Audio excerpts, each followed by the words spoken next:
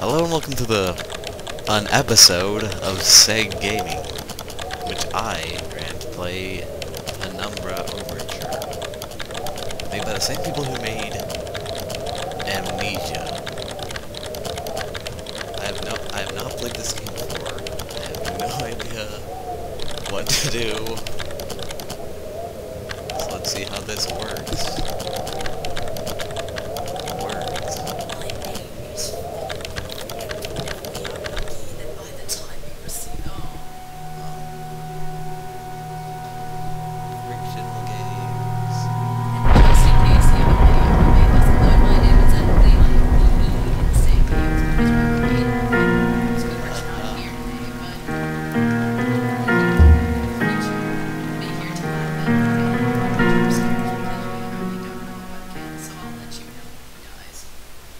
Oh boy. In all honesty, you'll probably know anyway. Hee hee. For my part in this allegory, I'm not going to make the same mistakes my father made. Howard vanished from my mother's life before I was even in it, so when he sent me a letter a few days after Mum's funeral, it was the first I'd ever heard from him. Pity he was dead. Writing from beyond the grave must be a genetic habit in my bloodline. His letter contained a key, instructions, pleas for forgiveness. I figured the dead don't have much use for absolution, so I turned to his prophetic passing, which he inexplicably expected to come any day. He's speaking so fast. God, he's Clearly averse to explanations, my father preferred to leave directions to a bank on Mayfair I'd never even heard of. In that bank was a safety deposit box in his name, and myself as executor. Of course, I went, as he knew I would.